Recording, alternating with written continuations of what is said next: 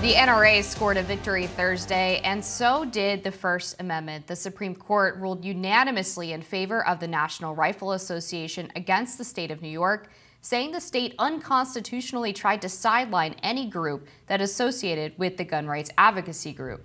The court's ruling greenlights the NRA to resume its free speech fight against Maria Vollo, who worked for Governor Andrew Cuomo's administration. The NRA charged the former superintendent of the New York State Department of Financial Services of pressuring banks and insurers she oversaw to cut ties with the gun lobby after the deadly 2018 Parkland school shooting that left 17 dead. In her opinion, liberal Justice Sonia Sotomayor acknowledged Vollo had a right to criticize the NRA, but not coerce the companies she worked with and oversaw. She wrote in part, quote, "Government officials cannot attempt to coerce private parties in order to punish or suppress views that the government disfavors. Ultimately, the critical takeaway is that the First Amendment prohibits government officials from wielding their power selectively to punish or suppress speech. The decision makes clear to government regulators how much pressure they can exert on private companies that do business with controversial advocacy groups." So as much as, you look at the headline and it says Supreme Court sides with the NRA, this was a unanimous decision. It's not a right or left issue. If you don't want, a Republican official to wield their power and say, you know what, we're going to prosecute you unless you stop giving money to Planned Parenthood.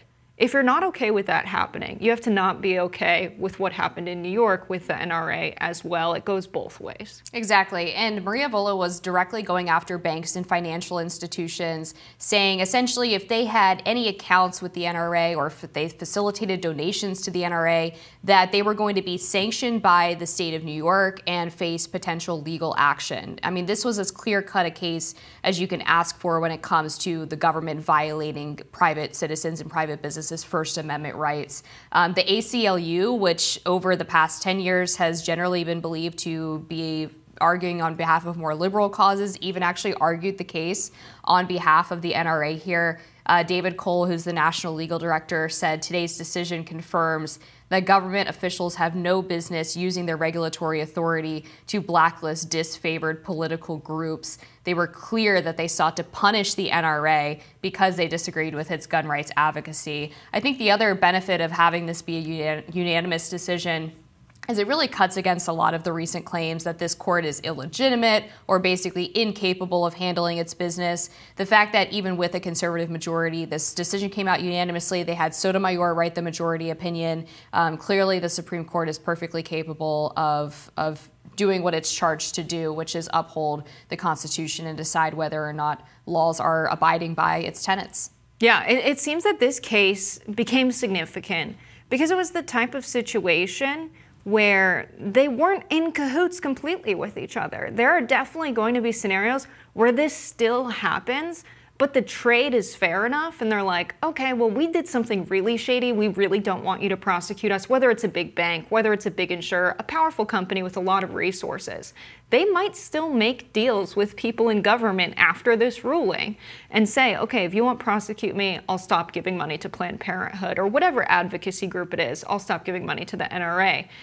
And if no one reports on it, if it never gets out, it can still happen. And so just because this ruling came out of the Supreme Court, it doesn't mean our government's rid of corruption, but it does mean that at least the Supreme Court sees corruption where it happens and agrees with us that it's wrong unanimously. Yeah, another important case coming up that this could be sort of a predecessor to is Murthy versus Missouri, which is the case where a group of epidemiologists and people who were sort of on the opposite side of what the CDC was saying during COVID were censored by social media companies sort of at the behest of the Biden administration.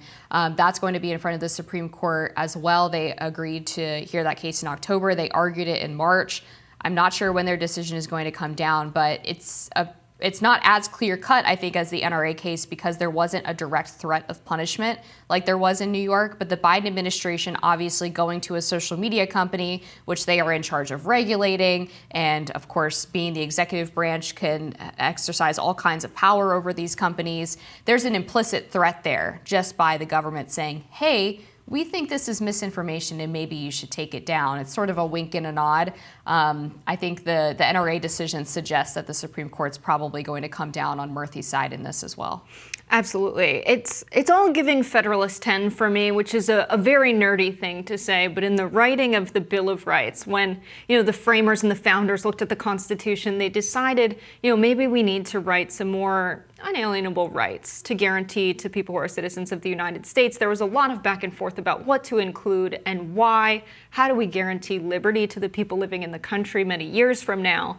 And in Federalist 10, there's this wonderful quote that liberty is to faction what air is to fire, an ailment without which it instantly expires. And I love that quote. And it's written in old-timey English, but I love the sentiment here. And it's that if we want to live in a free society, in a free country, there's going to be factions. There's going to be interest groups. And if we were to say there can be no factions, there can be no interest groups, you're infringing on people's political freedom and their ability to fully participate in the democracy in a way that they see meaningful. And so as much as we might say, oh, the NRA is getting so powerful, they almost have more power than a group of citizens of similar size because of how organized they are and how much resources go to them.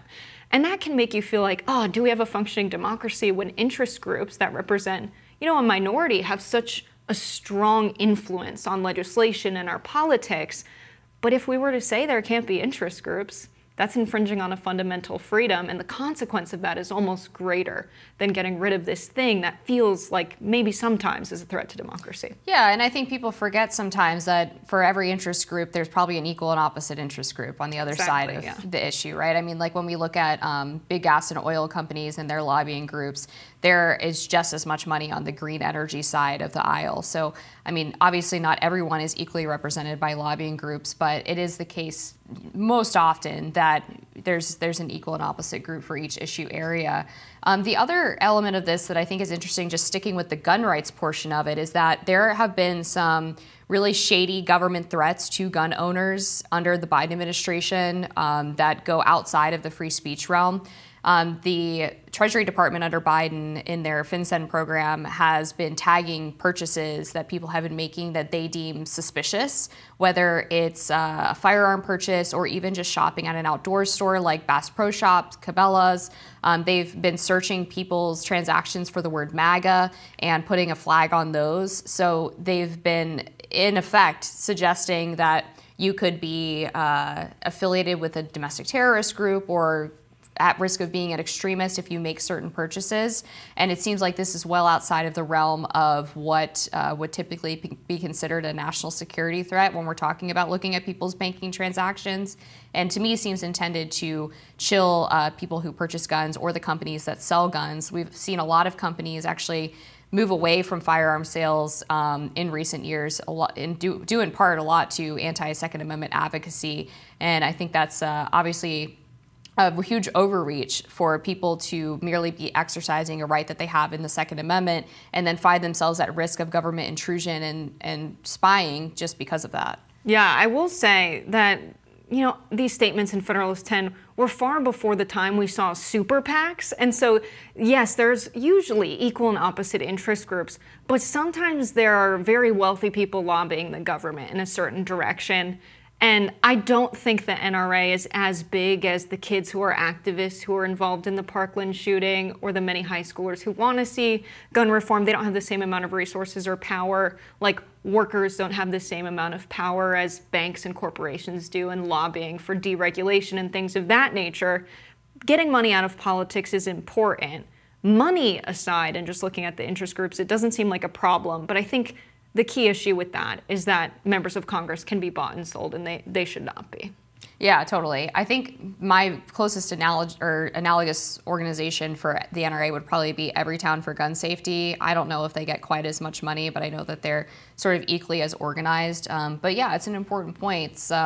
it's sometimes you have a hard time delineating between, is a politician receiving money from this organization because they vote in a way that this organization likes and they want them to keep doing it, or are they receiving money from this organization because the organization is actually trying to change the way that they vote? And it's not always easy to tell what is the cause and effect. Is this person really principled and they really support the Second Amendment, so they get money from the NRA because of it, because the NRA is like, hey, good job, we like you? Or is the person voting 2A because they received that money from the NRA? And sometimes it does seem like the easiest answer to not have to worry about what the correct cause and effect order is to reduce the amount of lobbying that's allowed in the U.S. Yeah, that's really well put. We've got more Rising for you after this.